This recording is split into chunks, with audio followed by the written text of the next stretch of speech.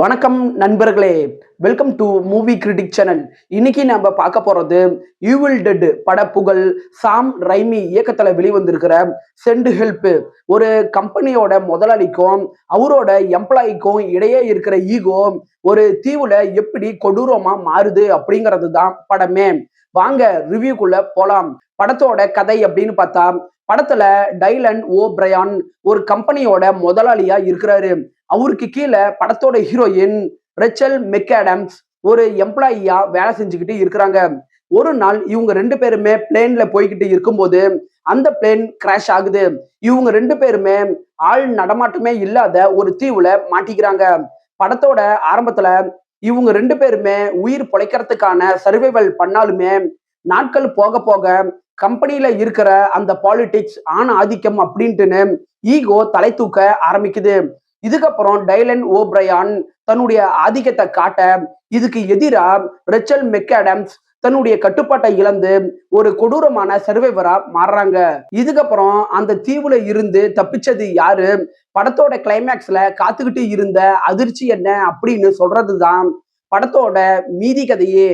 படத்தோட பாசிட்டிவ்னு பார்த்தா, படத்துல ரேச்சல் மெக்காடம்ஸ் லிண்டா அப்படிங்கிற கதாபாத்திரத்துல நடிச்சு மிரட்டி விட்டுட்டாங்க அப்படின்னு தான் சொல்லணும். படத்தோட ஆரம்பத்துல சாதாரண ஒரு பெண்ணா இருந்தவங்க படத்தோட கடைசியில கொடூரமான ஒரு சர்வைவரா மாறுற காட்சிகள் எல்லாமே அற்புதமா இருக்குது. படத்தோட டைரக்டர் சாம் ரைமி மறுபடியும் தன்னுடைய ஈவில் டெட் பட பாணிக்கு திரும்பிட்டாரு அப்படின்னு தான் சொல்லணும். படத்துல வர அந்த ஹாரர் காட்சிகள் எல்லாமே சூப்பராகவே இருக்குது. இந்த படம் 1 மணி நேரம் 50 நிமிஷம் ரன் ஆகக்கூடிய படம். குயிக்கா உங்களால பார்த்து முடிக்க முடியும். படத்தோட திரைக்கதையை பத்தி சொல்லணும்னா, படம் ஆரம்பிச்சதுல இருந்து முடிகிற வரைக்கும் எங்கேயுமே ஆடியன்ஸுக்கு போர் அப்படிங்கிற ஒரு விஷயத்த பார்க்காத அளவுக்கு திரைக்கதையை பரபரப்பாகவும் சுவாரஸ்யமாகவும் டைரக்டர் கொண்டுட்டு வந்தது நல்லாவே இருக்குது.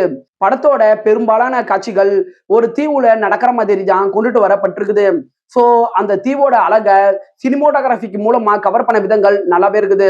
படத்துல வர டார்க் காமெடி சம்பந்தப்பட்ட காட்சிகள் சூப்பராகவே இருக்குது.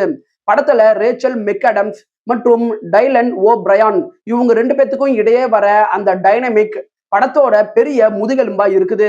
ஆபீஸ்ல நடக்கிற ஆண் ஆதிக்கம் மற்றும் அதிகார துஷ்பிரயோகம் இது ரெண்டுத்தையுமே இவங்க புதுவிதமா கையாண்ட விதம் நல்லாவே இருக்குது. படத்தோட குறைகள் அப்படின்னு பாத்தீங்கன்னா, படத்தோட ஃபர்ஸ்ட் ஹாஃப்ல இருந்த அந்த விறுவிறுப்பு செகண்ட் ஹாஃப்குள்ள வந்ததுக்கு அப்புறம் கொஞ்சமா குறைய தொடங்குது. இது படத்தோட சின்ன ஒரு குறைதான். மத்தபடி படத்துல பெருசா குறைகள் அப்படின்ட்டுன்னு எதுவுமே கிடையாது. ஓவராலா இந்த படம் நீங்க மிஸ் பண்ணாம பார்க்க வேண்டிய ஒரு சூப்பரான படம் தான் இந்த படம். 10க்கு 7 ரேட்டிங் கொடுக்கலாம். படத்துல அடல்ட் கண்டென்ட்டும் புரூட்டலான காட்சிகளும் இருக்குது. ஸோ தனியாவே பாருங்க.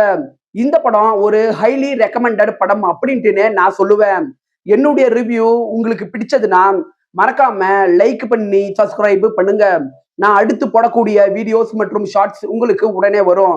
உங்களோட கருத்துக்களை கமெண்ட்ல பதிவிட மறந்துடாதீங்க. நாம வேற ஒரு வீடியோல சந்திக்கலாம். அது வரைக்கும் நன்றி, வணக்கம்.